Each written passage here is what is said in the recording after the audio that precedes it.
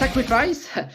Thank you for your sacrifice on the morning. How are you on this day in Toronto? How are you, Rob?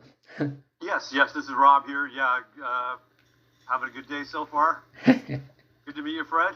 Yeah, I'm very happy because Sacrifice is an old band, and I was very happy when I received the new album called the Volume 6. So it makes a lot of years. I'm very happy. So could you introduce yourself? What do you do in the band? And quickly, explain the story of the band, because in fact the band was founded in 1983, if I'm right, in Toronto. Yeah, sometime around then. Yeah, I'm Rob Urbinati. I'm a vocalist and guitar player in the band. Okay. We started about around 1983, 1984-ish. Okay. Just basically kids that love metal, and the whole I guess the harder part of metal was just starting to it was very new at the time. Yeah. And the 80s. So yeah, we were looking for bands like Venom was just coming out. Yeah. That kind of thing. So that was the direction we wanted to go in. Local band here, Anvil. We loved Exciter. Yeah, Exciter. Were you close at this period, and maybe still now? Were you close to bands like Canadian bands like Annihilator, Jeff Waters, and Exciter? Back in the early days, the only bands that we really knew were our local bands like Razor and Slaughter. Yeah. Okay. Slaughter. So we had in later years, we got to know the Anvil guys and the Exciter guys. Okay. But yeah, back in the day, we were pretty new. There wasn't, especially here in Toronto, there wasn't really any bands playing the kind of stuff. And there was no internet, so only tape trading, and when you met the band in the clubs or on tour, on festivals, but it was rare in the 80s. Right. Yeah, exactly. Another time. Okay, and so simple question: why the band Sacrifice split in 1993? 93, yes, at the peak. At the height of the thrash metal and the rival of grunge rock, but personally I like both. But did you split because of grunge rival or the new trend? No, in fact. Oh yeah, okay. Because the rival of grunge. Yeah, around that time it just seemed like we were, from when we got together in the early 80s till then, things happened pretty fast for us. Okay. We wasn't long before we were in a recording studio doing our first demo, then our first album. Metal Blade. And, we had videos on TV, and things just skyrocketed all of a sudden. But around, the early 90s, we could see that a lot of thrash bands were becoming...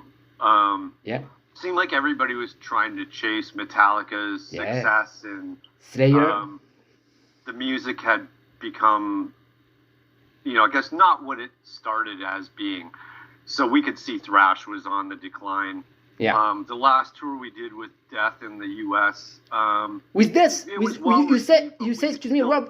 It was with Death. Death metal was taking over that underground metal spot from thrash. And, it just seemed like the right time to break up for us. Okay, and you said, just before, you toured with Death. Sorry, I'm losing a bit of audio on you, Fred. Okay, yeah, I say at this period you toured with Death. Yeah. Death. That was our last U.S. tour before we broke up. Okay, Churchill Dinner. Okay, so you met Churchill Dinner, you knew him a bit, Churchill Dinner.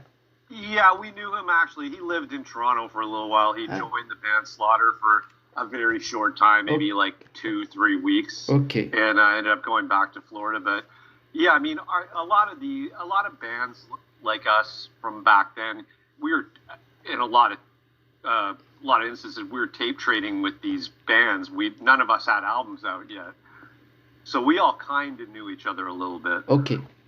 Okay, and so you are back. In fact, I'm not going to make the story. We are going to speak about the new stuff, of course, Volume 6. But you were back in 2006, released your fifth studio album, The Ones I Condemn, in 2009. And what did you do? What did you do since 2009 and until now with Volume 6? You prepare this album. It was a new split, a hiatus of the band. Well, after we did The Ones I Condemn, we just decided, we'll continue playing live. Okay. And for a band like us, it's not like we don't have to release an album. Like this isn't our full-time job. Okay. You know, we have lives like anybody else. So this is like fun for us, right? Okay. And but usually when we play live, like we understand most people that come to see us live, they want to hear us play songs from our first 3 albums. But at the same time, like I like writing music. I'm at home writing music quite a bit. So it wasn't until maybe like 2017 I had a couple songs sent to the guys. Okay. And went from there. Okay. So new stuff, Volume 6. Why this name? It's the 6th studio album, but you could find another title, or you could call it Volume 666, for example. Yeah. Well, I mean, we're obviously got the idea from one of our favorite bands, Black Sabbath, right? Yeah. Okay. With their Volume 4 album, so. Okay. We didn't know what to call the album. You know, a lot of bands will call, have the title of the album, one of their song titles on the album. But we feel like sometimes when you do that song becomes the focal point of everybody's attention. So we kind of wanted to avoid that because really, I think throughout the band, I think if you were to ask the 4 of us, we'd all probably have a different favorite song on the album. Okay. Okay. Yeah. Okay. You could call also Sacrifice in order to better know to the new people, new generation, this name Sacrifice to state with and come back with this new album. For example, Sacrifice, an eponym name album, like Metallica, Black Album. Yeah. Well, I passed the idea of Volume 6 round. Everybody was into it, so we went with it. Okay, so more seriously, was writing and composing work more difficult to do with this comeback after all these years? Maybe composing, but not recording and no publishing new stuff. Was this writing and composing work more difficult than in the past after all these years, all this time, maybe all this time away? I don't think so, other than, like, I enjoy writing music at home. Okay. But the only challenging part was when the pandemic hit. Yeah. It wasn't a very creative time, I think, for anybody. And it was very difficult, like, for us as a band to get the songs tight before we went in the studio. Okay. It was hard for us to get together to rehearse, etc. Okay. So that took a bit of time out of everything. But yeah, I didn't find it more or less difficult than in the past. Okay. Yeah. Okay. And so, how do you work in general? Alone? You write the lyrics, you compose the main riffs, and you propose to the guys, or you rehearse together, maybe in Toronto in your rehearsal room, or at home in one guy. You have your home studio. How did you proceed, and especially on this new one? 11 tracks there are on this new one. How did you compose it? Basically, what I'll do is I'll write a song at home, and I'll try and keep it, pretty simple. Like, I won't, add a million drum fills in and, that kind of thing. I like to keep it simple, and then when we get it into rehearsal, we can polish it up and, fix different parts that we're not really that happy with, that kind of thing. So, yeah, we go in with a basic idea, and then it comes together more when we're in rehearsal. Okay. And so I find these 11 tracks very, especially the beginning of the record, very heavy. very fierce, very trashy in your face, and with this rage, especially on your vocals. And I was blown away, and I said, "Oh, it's well, like I said at the beginning, it's an old band, but you are it's a very efficient album, and diverse, and technically the riffs are very all is very fierce. And where does this rage or this ferocity come from after all these years? Once again, still now, according to you, where does it come to find this energy, this rage in your music, in thrash? I wish I could give you an answer to that, because I think if you were to meet me, I'm not an angry person. Okay.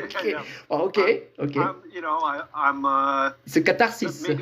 Maybe that's why I'm not an angry person. I don't know, but we, as a band, we know what we do best, and what we do best is make very aggressive thrash metal, and that's not going to change for us.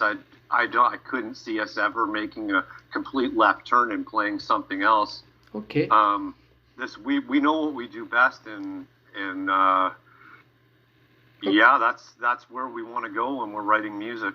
Okay, and could we say, in a way, your music, your thrash metal, is a kind of catharsis for you, maybe, to express your anger in yourself? Possibly. I have never really analyzed it that way, but okay. It's just, that's the kind of, this is the kind of music I like as well, right, from when I was a kid, right? Yeah. And I mean, I think it's common, actually, like, most bands I know, they're very, very nice people, like, especially even harder bands than us, like the guys in Cannibal Corpse, absolutely great people.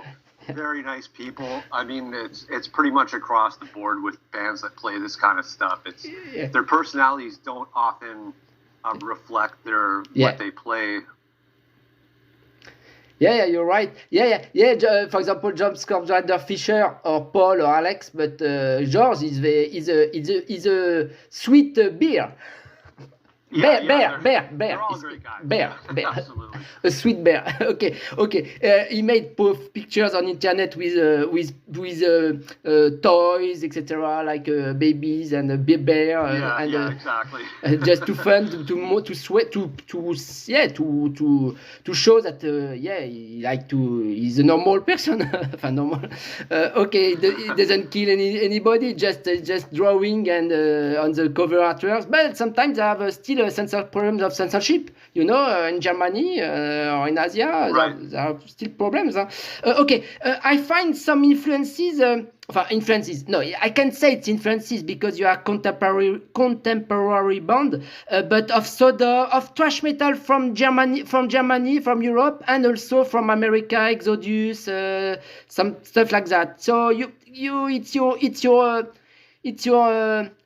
bass, how could we say, your pull, your bass of playing, could we say,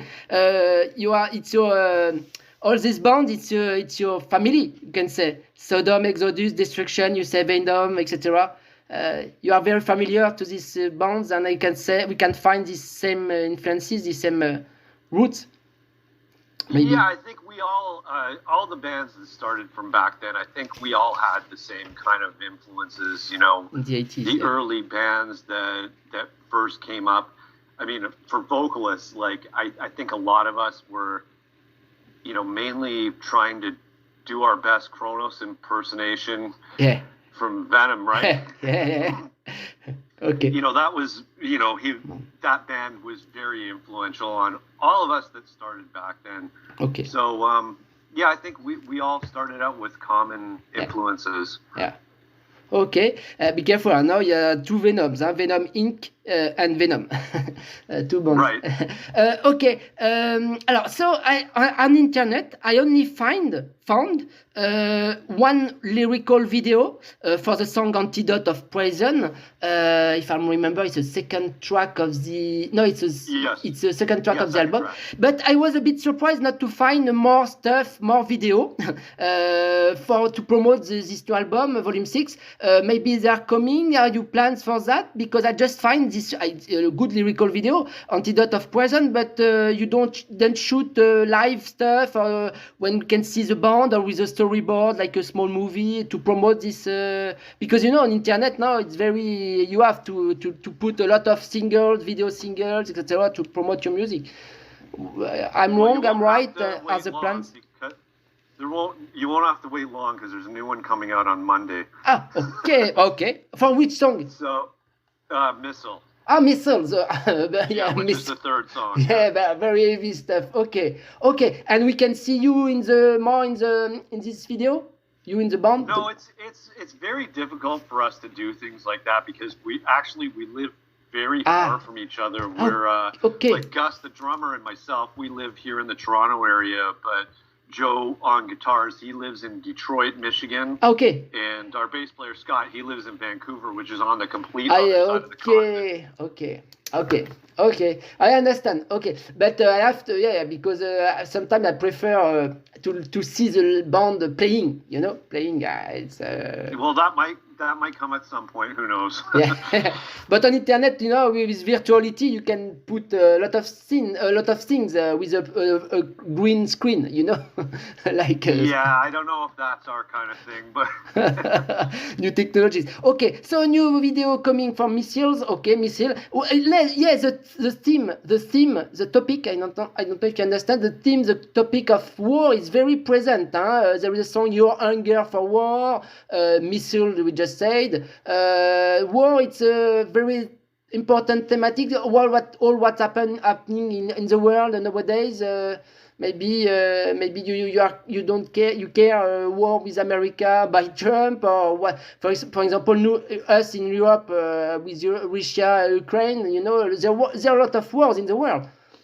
Right. Middle East, etc. It's funny that like some of these songs that I wrote were written before any of this happened, but they're relatable to the current situation. Yeah. Just sad. It's heartbreaking to turn on the news and seeing people being displaced from their homes and aggressive nations trying to take over others, and it's difficult to watch for anybody, I think, and it's just not something that I don't think really anybody wants to see. Times, in fact, history repeats. Always war and the human being, and thrash metal is very influenced since the 80s by war. I think about Metallica 1, Slayer, etc. stuff. War is very present in thrash metal, and so especially in this new album. But in the past, you released Apocalypse Inside, Soldiers of Misfortune. So war is very present in your mind, in your lyrics, in general, in Sacrifice. Yeah, well, it's one of the worst things about humanity, really. Yeah, that's sad. Governments sending their young people out to fight wars for them. It's I can't think of any other really things in humanity that are worse. Yeah, times are sad, but so your music gives energy to, and sometimes with bad things you can positive. And we are going to go to the end of the interview. There, at the end of the album, there is, if I'm right, Trapped in a World with a guest. I think it's Brian Taylor from Use, punk, old school punk band from the 80s in Canada. Right. Brian Taylor, and he produced your old records. Yeah, you're correct. Yes. Yeah, he was a producer for our first 3 records. It's a big part of our band. When we started out, he recorded our first demo. He signed us to his label. I don't know if we would have ever really, got off the ground without Brian's help. He was a big part of our band. Okay. And we asked him if he'd be interested in doing this, and he luckily said yes. So. Okay, cool. We're really happy about that. Yeah, and so there is a very punk feeling in this last song of the album, Trapped in a World. Right. Yeah, he sang for a hardcore band here in Toronto called Youth. Yeah. And he's doing another hardcore band now. They're called Old. Okay. I think they're on Bandcamp or something, but really great album. Okay. From him again. So. Yeah, check it out. Okay, old. You say old, HOLD, or old like No, it's OLD. OLD, like the song of Machine Head, old. Yeah, I think so. All the Not contrary real of familiar, young, like old school, I say. Yes. Okay, exactly. okay. So no other guest on the album, if I'm right. No other colleagues or former member. Not really, other than the song Black Hashish. Oh, you'll hear some vocals on there. Those were done by my daughter Raven, so okay. Made it really special for me. Okay, but you make my transition because I have a question about this song. For me, I believe it was a long song, but instrumental song. But it's not an instrumental song. Black Hashish. Well, it is. There's not really lyrics in the song. Okay. The vocals she added are just kind of like they're sort of atmospheric vocals. Okay. There's no lyrics to the song. Very nice song. Actually, when I had the song demoed, it had some similar vocals on it, and I thought, I'll ask her if she's interested because she's a really great vocalist and she loves metal. So yeah, she was interested and she helped us out with that. Your daughter, you say? Yes. Okay, family story. Okay, and so yes, I like very much this song because it's more in the end than the album, and I was a bit surprised and with oriental touch maybe, and very melodic and progressive maybe you can say. Black Hashish. Yeah, with the title Black Hashish, we wanted to keep it Eastern sounding, kind of give the atmosphere of the places where it was produced back, when Sacrifice was a young band, like Afghanistan or Morocco. Okay. Give it that kind of vibe, and yeah, that's one of my favorite songs of the album, to tell you the truth. Yeah. Are you going to play it live? Maybe. Hard to say. Maybe if we had a longer set. It's a pretty long song, so if we were doing, a 45-minute slot in a festival, I don't know if we'd be able to fit it in, but who knows what's going to happen. Okay. Just a word about your vocals. It was very natural. Did you find again your voice? Did you rework?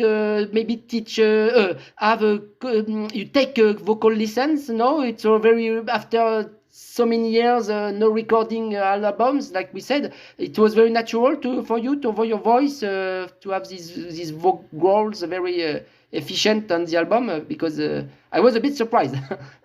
Yeah, I think if I was going to a vocal coach, they'd probably just say, "What the hell are you doing, man?" so I haven't gone to a vocal coach, but I find that in rehearsal, as long as I keep on top of my vocals, they're okay. If I go in cold, and I haven't done any vocals for a few months or something, it takes me a little bit to get back into it. But yeah, it's very natural for me. Nothing's really changed in my approach over the years. So. Okay. Because sometimes when you become older, the voice change for woman or man with the times. It does. Your vocal cords do become sort of weaker, but luckily for me, I don't need to hit high notes like Rob Halford. So it's different. Yeah. Okay. Although Rob Halford can still do it, so what am I saying? Okay. Two last questions, promised. What do you think? What do you think about the comeback of the thrash metal? There is a thrash metal revival, especially crossover thrash metal in Spain, in France, in Germany, in US, in England. So, are you happy to see a lot of new bands of thrash metal? What do you think about this revival? To be honest, I haven't heard a lot of them. I don't listen to a ton of music. So many bands. I can only relate like something. Someone asked something similar to Michael Schenker once, and he said, "I create more than I consume," and I could relate to that because I a lot of times, a lot of my music listening is me writing songs. I don't really. Every once in a while I'll check out some new stuff that's coming up, but as far as from my perspective, ever since maybe the late '90s, I just felt like thrash metal hadn't really gone away much since it came back. Yeah. And, luckily we've had an audience that we can still play live and everything. So, we're grateful to that. And, I mean, any thrash metal I've heard of newer bands I haven't not liked. Yeah. It all sounds pretty good. And, the bands can definitely play. Yeah. The level is higher, but the problem is there are a lot of many bands on internet every day, new release, new single, new video, and personally it's very hard to follow all the news. For me, that's the problem. There are too many bands, and in general, medium or high level. So to be the new challenger and to be the new Metallica nowadays, it's more complicated. Yeah, it's a different world now because in a lot of cases a band can record an album at their home. Yeah. That's the problem, and the label. That's the problem. Without label, you can do a lot of things, but it's difficult to emerge, to rise between among all that. Okay, what are the plans of Sacrifice for this year? Can we hope to see you live in France, in Europe, maybe a European tour? Tell me, what's the new plans of touring and festivals, maybe? Yeah, I don't know if we'll be going on a tour because, like I said, this isn't our this isn't our job. Hey, so, it's complicated too. But we are hoping to get to Europe this year to play some festivals. The only thing that we have set in stone right now is we're playing Vancouver in May. Okay. And we have a few things up in the air that we haven't confirmed yet, but I'm sure I'm pretty close to positive we'll be coming to Europe this year. Okay. So I thank you very much, Rob, for this interview, for your time. I appreciate it. Yeah, thank you, Fred. Thanks for taking your time to interview me. And I say you bye-bye, but take care and good luck with this new album, Volume 6 of Sacrifice. Thanks so much, Fred.